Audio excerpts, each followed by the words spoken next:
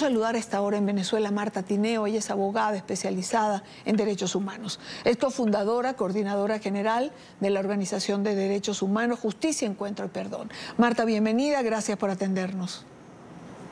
Gracias a ti por el contacto. Digamos que entre 2014 y hoy son más de 13 los fallecidos en custodia del Estado. Hay quien dice 14, otros señalan que son 15. Por eso digo más de 13. ¿Cómo queda el Estado venezolano cuando se habla de esto? Sí, efectivamente, lo primero que hay que señalar es que las personas que se encuentran privadas de libertad, su vida, su integridad, su salud y las condiciones de reclusión son de absoluta responsabilidad del Estado. De tal manera que cuando una persona muere estando en custodia del Estado, hay una responsabilidad directa por parte del Estado venezolano en ese sentido. Nuestra organización al día de hoy mantiene un registro de más de 20, en cambio nosotros tenemos creo que 24 personas fallecidas en custodia del Estado desde al menos el año 2024, personas que se encontraban privadas de libertad por razones políticas. Pero más allá de los delitos por los que estas personas estén siendo acusadas o estén cumpliendo algún tipo de pena, insisto, lo que hay que destacar es que hay una responsabilidad directa del Estado respecto a estas muertes, y en tanto lo que corresponde es que las autoridades del sistema de justicia, me refiero al Ministerio Público, por supuesto a los tribunales del país, iniciaran investigaciones respecto a las causas de esos decesos y en tanto a establecer la responsabilidad que haya habido en función de esos casos de muerte en custodia del Estado. Ahora, en la mayor parte de los casos, Marta, son muertes que quedan en el aire, es decir, nos quedamos con lo que se informa, pero no hay una investigación, no se dan pruebas y hay el factor confianza, que es una cosa importantísima, por eso se instala la duda. Así es, lo veíamos en el reciente deceso que ocurrió lamentablemente el pasado 3 de mayo, y una de las cosas que reportaban sus familiares es que se produjo un sepelio controlado en el que evidentemente no se dio acceso a ningún tipo de información. Entonces se está negando, no solamente ya, vuelvo, la responsabilidad directa por la muerte de estas personas, sino que a las víctimas indirectas se les está negando el derecho a la verdad, el derecho a la justicia, el derecho a una reparación integral en todo caso, porque claramente está establecido en nuestra Constitución Nacional que cuando el Estado incurre en algún tipo de responsabilidades de este tipo, pues las víctimas tienen, de nuevo, no solo derecho a la justicia, sino también derecho a una reparación integral. Todos esos derechos están siendo conculcados y estas familias quedan no solamente con la pérdida de un familiar, con ese dolor irreparable. En el caso de esta señora, pues conversábamos y sabíamos que se trata de una persona de muy bajos recursos. Su hijo, quien muere, era el soporte económico de la familia. Ella no pudo verlo desde el mismo momento en que fue detenido, precisamente porque no tenía las capacidades económicas para movilizarse y visitarlo. Entonces una madre que queda sin su hijo, sin respuesta, sin justicia, sin verdad, sin acceso a ningún tipo de reparación y encima aterrorizada, porque entonces empieza todo este sistema lamentable de depresión, para silencio, ¿sabes? Todo este tema de temor, de miedo a denunciar, a enfrentar esta situación. Entonces, al final esto se traduce en más y más impunidad. Y es por eso que hemos insistido, la responsabilidad no solamente por acción, por lo que pudo haber pasado o no, sino también por omisión. Y una de esas formas de omitir es la impunidad, es no investigar, es no dar cuenta de qué fue lo que ocurrió y de que las víctimas puedan obtener justicia y reparación. Una pregunta como punto de información, Marta. Toda persona que muere en manos del Estado y en circunstancias de suicidio como esto, ¿hay obligación de hacer autopsia? Pues si efectivamente se trata de una muerte violenta, como es este caso, o sea, la causa de la muerte es absolutamente sobrevenida, obviamente debe hacerse una audiencia, no solamente a las personas que están en custodia del Estado, sino cualquier muerte violenta procede legalmente que se realice una autopsia precisamente para establecer las causas de ese deceso, ¿no? Caso distinto si se trata de unas personas pero que tenían algunas patologías graves preexistentes que estaban suficientemente documentadas y sin embargo volvemos, si una persona está privada de libertad y padece una de estas enfermedades graves, lo correcto es que sean trasladadas a un centro médico y que reciban la atención necesaria. Bueno, si ocurre el deceso, pues habrá manera de certificar la causa de la muerte. Pero en este tipo de muertes que ocurren de forma sobrevenida, violenta, por supuesto que procede una autopsia, porque de nuevo es la manera en que su familia puede saber la verdad, el qué pasó, y en todo caso se pueden establecer responsabilidades si hubo omisión o no por parte del personal de custodia, porque entendemos que en este caso particular, en el más reciente del que estamos hablando, pues parece que esta muerte ocurre como consecuencia de un suicidio, pero habían intentos previos, es decir, eso da cuenta de que esta persona estaba sufriendo algún tipo de alteración emocional, psicológica, y entonces ¿dónde está la responsabilidad de las autoridades de ese centro de detención de generar las alertas necesarias, de ofrecer la atención necesaria para evitar este tipo de desenlaces pues tan lamentables? Esto de las alertas tempranas, Marta, hay varios casos, ¿no? Donde se han levantado alertas, es decir, lo han hecho médicos que los han atendido, lo han hecho familiares. Está el caso de Rocío San Miguel, por ejemplo, que tiene que hacerse una operación y no le permiten operarse con un médico de confianza.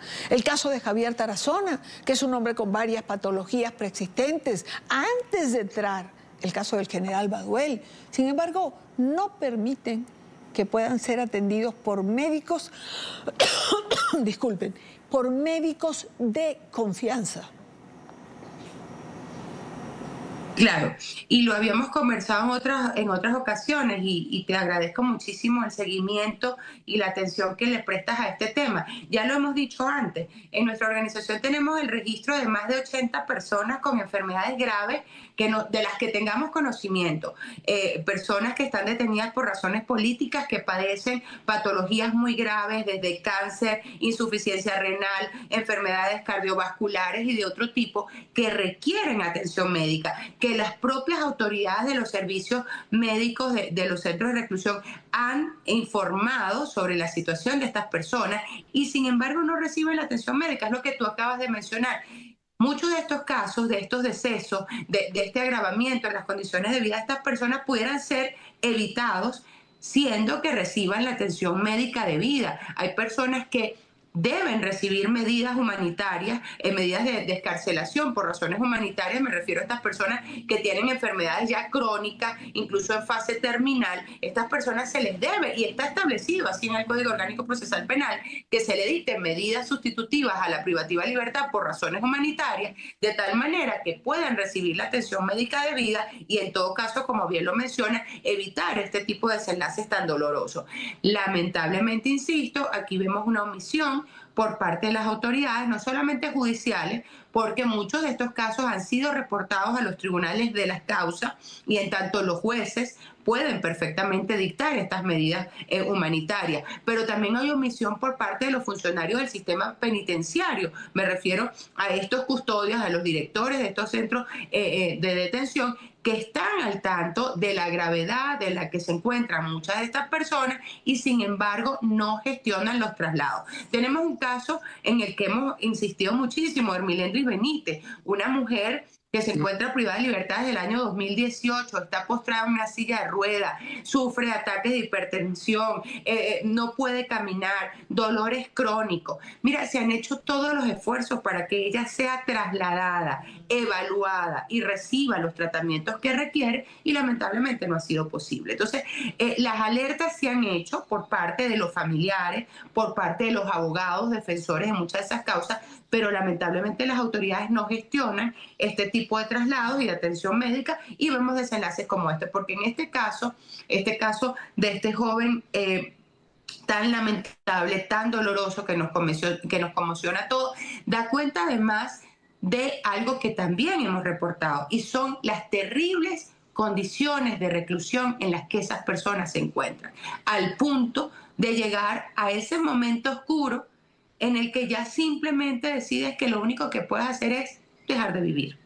Entonces, ¿De qué estamos hablando? De que los familiares lo están alertando permanentemente, los abogados, las organizaciones de derechos humanos, pero lamentablemente no estamos recibiendo la atención correspondiente. Los familiares de presos políticos, recientemente tú lo has visto y los has acompañado en la noticia, han hecho todo un recorrido por todos los sistemas que integran el sistema de justicia, Ministerio Público, Defensoría del Pueblo, tribunales, el servicio penitenciario, que atiendan esta situación, pero hasta ahora simplemente no han tenido ninguna respuesta.